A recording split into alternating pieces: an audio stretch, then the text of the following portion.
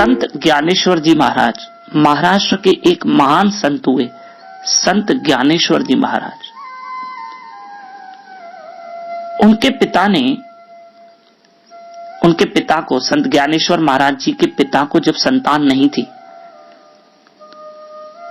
और वे ग्रस्त में पत्नी के साथ रहकर भी संन्यास धारण कर लिया।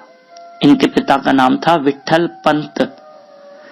विठल पंत जी ने संन्यास धारण कर लिया, पत्नी को छोड़ के वो चले गए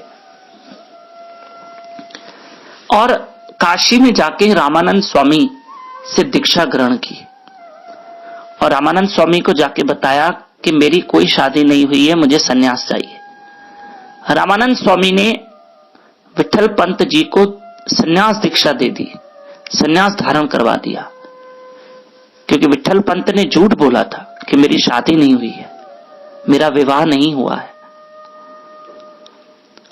और विठल पंत जी रामानंद स्वामी के साथ आश्रम में काशी रहने लगे। यहां उनकी पत्नी रुक्मिणी बाई बेचारी दुखी रहती कि मेरा पति मुझे छोड़ के चला गया है।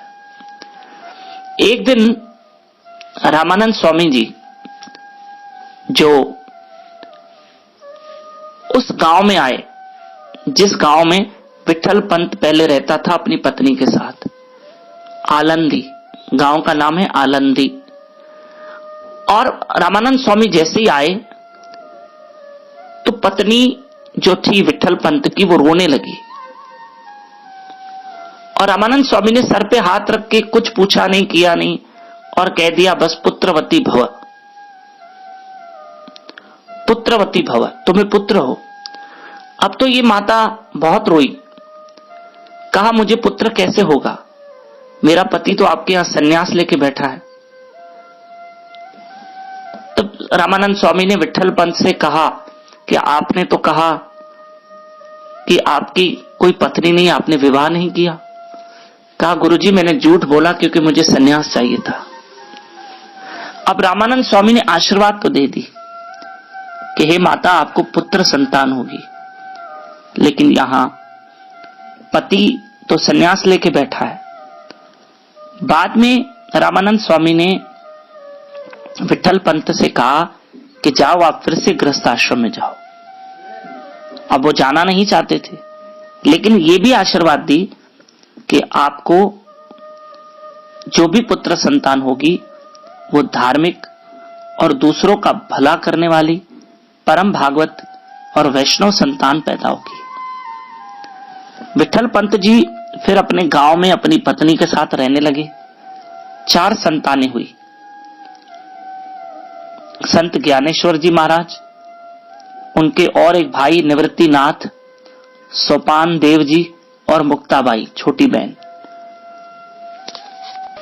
संत ज्ञानेश्वर महाराज भगवान विष्णु के अंश हैं, साधारण नहीं है।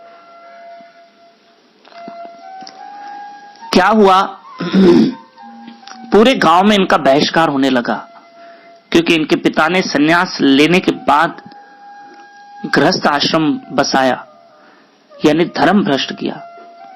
इसलिए इनकी 4 संतानों की गांव वाले अवहेलना करने लगे। तब इन्होंने अपने गांव वालों को कहा कि हमें वेद अध्ययन करवाओ, हमारे जनेऊ संस्कार करवाओ, क्योंकि माँ बाप का शरीर छूट गया था और ये 4 भाई बहन साथ में रहते थे। लेकिन गांव वालों ने, ब्राह्मणों ने उनको कभी वेद अध्ययन नहीं